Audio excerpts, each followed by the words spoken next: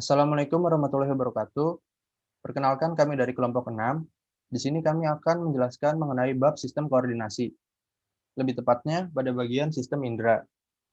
Untuk yang pertama, di sini kami akan menjelaskan tentang indera penglihat dan selanjutnya adalah indera pembau.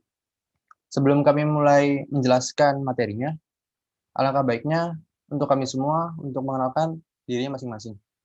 Untuk yang pertama, ada saya sendiri, yaitu Rehan Adrian Hairullah dari absen 26. Dan selanjutnya ada Revan Zarafli dari absen 25. Dan yang ketiga ada Ratu Fayaza, absen 24. Dan yang terakhir ada Raffi Alfiansyah. Dan kebetulan Raffi Alfiansyah sedang beralangan hadir saat ini. Langsung saja kita mulai untuk penjelasan dari bab sistem koordinasi. Untuk yang pertama ada indera penglihat, atau biasa disebut juga dengan mata. Mata adalah sistem optik yang memfokuskan berkas cahaya pada fotoreseptor dan mengubah energi cahaya menjadi impuls syaraf. Bagian-bagian mata sebagai berikut. Yang pertama ada aksesoris mata. Kenapa bisa disebutnya aksesoris mata? Karena pada dasarnya berfungsi untuk melengkapi mata, supaya bisa berfungsi dengan baik. Untuk bagian pertama dari aksesoris mata yaitu ada alis. Alis itu fungsinya untuk melindungi mata dari keringat. Yang kedua ada orbita. Orbita itu berbentuk lekukan tulang yang berisi bola mata. Yang selanjutnya ada kelopak mata untuk melindungi mata dari kekeringan dan debu. Yang keempat ada otot mata. Fungsinya untuk menggerakkan mata ke arah vertikal, horizontal, dan menyilang. Dan yang terakhir ada air mata. Air mata itu mengandung garam, mukosa, dan lisolzim untuk membasahi permukaan mata dan mempertahankan kelembapannya. Dan untuk selanjutnya ada struktur mata. Struktur mata terdiri dari beberapa bagian. Yaitu yang pertama ada lapisan luar bola mata, yaitu sebagai berikut. Yang pertama ada tunika fibrosa, yaitu merupakan lapisan terluar yang keras. Dan yang kedua ada sklera. Sklera merupakan bagian dinding mata yang tersusun dari jaringan ikat fibrosa berwarna putih dan memberikan bentuk pada bola mata. Dan juga sebagai tempat perlekatan otot ekstrinsik. Dan yang selanjutnya ada kornea. Kornea itu fungsinya untuk mentransmisi dan memfokuskan cahaya. Bagian yang kedua ada lapisan tengah bola mata, yang terdiri dari yang pertama ada koroid. Koroid merupakan bagian yang terpigmentasi untuk mencegah refleksi internal bekas cahaya dan mengandung banyak pembuluh darah untuk memberikan nutrisi. Selanjutnya ada badan siliari. Badan siliari mengandung pembuluh darah dan otot bersilia yang berfungsi dalam akomodasi penglihatan. Yang ketiga ada iris, bagian yang berwarna pada mata, terdiri atas jaringan ikat dan otot untuk mengendalikan diameter pupil. Dan yang terakhir ada pupil. Pupil merupakan ruang terbuka yang bulat pada iris untuk melalui cahaya. Bagian yang ketiga ada lensa. Lensa itu strukturnya bikonveks, yang bening di belakang pupil dan bersifat elastis. Lensa juga berfungsi untuk mengumpulkan dan memfokuskan cahaya agar bayangan suatu benda dapat jatuh tepat di tempat yang tepat. Dan yang keempat, ada rongga mata. Rongga mata merupakan ruang anterior berisi aqueous humor, atau cairan bening yang mengandung nutrisi untuk lensa dan kornea. Sedangkan ruang posterior berisi vitreous humor, atau gel transparan untuk mempertahankan bentuk bola mata dan posisi retina terhadap kornea. Yang selanjutnya ada retina atau selaput jala. Retina merupakan lapisan terdalam mata yang berbentuk tipis dan juga transparan. Retina tersusun dari beberapa bagian, diantaranya. Yang pertama ada bagian luar. Bagian luar tuh terpigmentasi dan fungsinya untuk menyimpan vitamin A. Yang kedua ada bagian dalam. Bagian dalam merupakan lapisan jaringan saraf dari sel-sel batang dan sel-sel kerucut. Sel batangnya itu mengandung pigmen rhodopsin. Sifatnya tidak sensitif terhadap warna dan bekerja pada intensitas cahaya yang rendah, atau contohnya seperti di malam hari. Sementara itu, sel kerucut mengandung iodopsin, yang cirinya merupakan sensitif terhadap warna dan bekerja pada saat intensitas cahaya yang tinggi, atau biasa juga pada saat siang hari. Selanjutnya ada lutea macula. Lutea macula merupakan area berkas berwarna kekuningan yang terletak agak lateral dari pusat. Yang keempat ada fovea centralis atau bintik kuning, yaitu plekukan sentral lutea macula yang mengandung sel kerucut dan tidak memiliki sel batang dan bertindak sebagai pusat visual mata. Nah, jika bayangan benda jatuh tepat di bintik kuning, bayangan akan terlihat lebih jelas. Yang kelima ada saraf mata. Saraf mata terbentuk dari akson sel-sel ganglion yang keluar dari mata dan bergabung di sisi superior kelenjar hipofisis dan membentuk kiasma optik. Yang terakhir ada bintik buta atau diskus optik. Bagian ini tidak mengandung fotoreseptor. Selanjutnya ada bagian mekanisme melihat. Akan dijelaskan oleh Ratu Fayaza.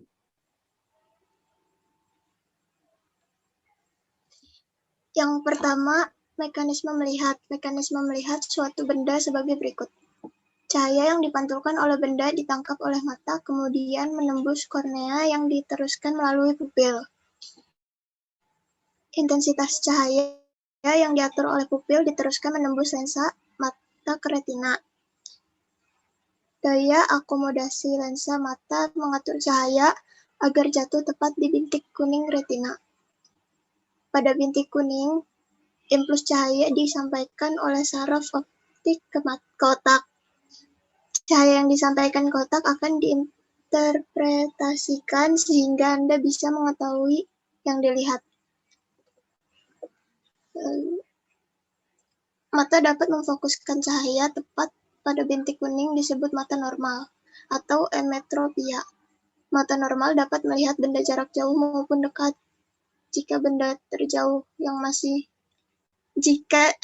Jarak benda terjauh yang masih dapat dilihat dengan jelas disebut titik jauh. Jarak benda terdekat yang masih dapat dilihat jelas disebut titik dekat. Semakin bertambah umur, semakin jauh pula titik dekat seseorang. 2. Adaptasi terhadap gelap dan terang. Adaptasi gelap terang adalah penyesuaian penglihatan secara otomatis terhadap intensitas cahaya yang memasuki retina saat bergerak dari tempat gelap ke tempat terang, atau sebaliknya. Adaptasi gelap maksimum 20 menit sehingga adaptasi terang sekitar 5 menit. Dalam cahaya terang, sesuai rodopsin yang ada akan terurai dengan cepat dan cahaya tersisa sedikit untuk membentuk potensial aksi dalam sel batang. Oleh karena itu, jika berpindah dari tempat yang intensitas cahayanya rendah, diperlukan waktu adaptasi beberapa saat untuk menyintesis ulang dan mengumpulkan cadangan rodopsin agar dapat terlihat kembali dengan jelas. Pada intensitas cahaya rendah, sintesis rodopsin dan iodopsin memerlukan vitamin A. Sementara itu, vitamin B dibutuhkan untuk mendukung fungsi sempurna retina dan jaringan saraf. Adaptasi gelap dan terang juga melibatkan refleks pupil. Pupil berfungsi sebagai jalan masuknya cahaya ke mata. Pupil mata akan melebar jika kondisi ruang gelap dan akan menyempit jika ruang terang. Lalu ada gangguan atau kelainan mata. Miopia. Yang pertama ada miopia atau rabun jauh. Jika dapat melihat benda yang berjarak jauh karena fokus bayangan jatuh di depan retina, umumnya terjadi pada pelajar remaja. Rabun jauh dapat dibantu dengan kacamata lensa minus atau cekung atau konkav. Yang kedua ada hipermetropia atau rabun dekat. Jika dapat melihat benda yang berjarak dekat karena fokus bayangan jauh di belakang retina, rabun dekat dapat dibantu dengan kacamata plus atau cembung atau konveks. Yang ketiga ada presbiopia.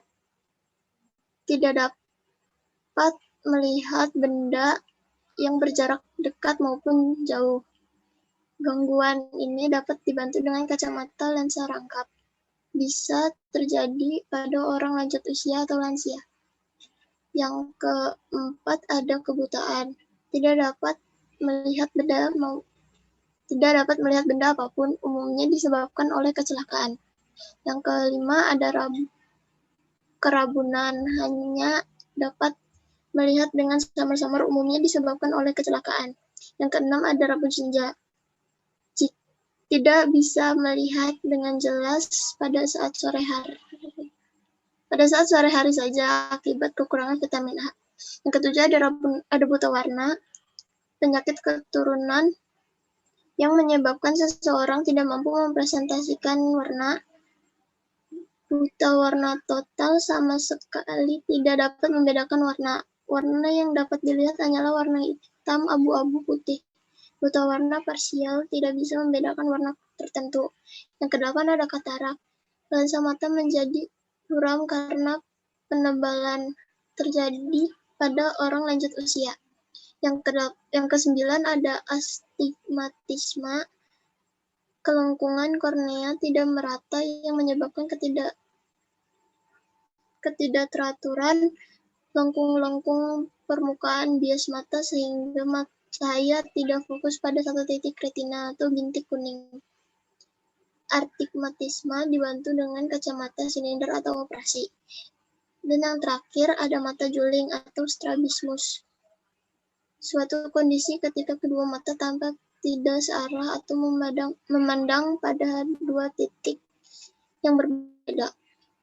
Strabismus disebabkan oleh faktor keturunan, komplikasi penyakit mata, gangguan otot dan saraf, atau kecelakaan.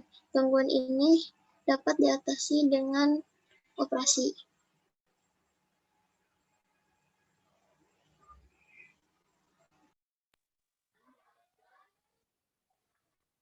B. Indera pembau hidung. Hidung sebagai indera pembau memiliki komoreseptor olfaktori yang berfungsi menerima rangsangan berupa bau atau zat kimia yang berbentuk gas. Komoreseptor olfaktori merupakan neuron khusus yang terletak pada epitelium olfaktori di langit-langit rongga hidung. Epitelium olfaktori mengandung sel penunjang, sel basal, dan sel olfaktori. Sel olfaktori berupa neuron bipolar yang berakhir pada rambut halus silia yang menonjol ke dalam membungkus di dalam rongga hidung. Mekanisme menghirup. Gas masuk ke hidung, larut pada selaput mukosa, merangsang silia sel reseptor, rangsangan diteruskan ke otak untuk diolah, jenis bau dapat diketahui. Komoreseptor olfaktori mengadaptasi bau dengan cepat, tetapi terkadang tidak dapat menyadari bau yang menyengat hingga 1 menit. Penyakit influenza menghasilkan lendir atau sputum sehingga menghalangi bau untuk mencapai ujung saraf pembau. 1. Gangguan indera pembau. Hiposmia. Indera penciuman kurang mampu mencium bau, dan anosmia. Indera penciuman sama sekali tidak dapat mencium bau. Hiperosmia lebih peka terhadap bau. Contohnya kemampuan untuk mengenali bau parfum seseorang sebelum tampak orangnya. Sinusitis, yaitu radang tulang-tulang tengkorak di sekitar hidung yang berongga dan berisi udara. Gejala ini penyakitnya adalah sering batuk dan pilek. Polip, pembengkakan jaringan yang terjadi di dalam hidung dan mengeluarkan banyak cairan atau lendir.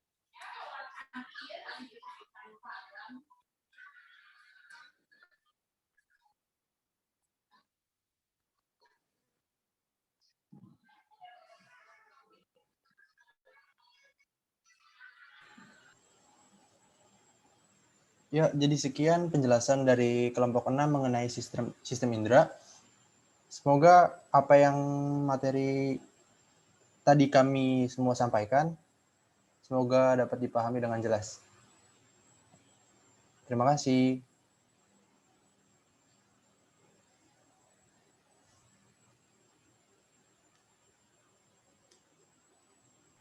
Dah.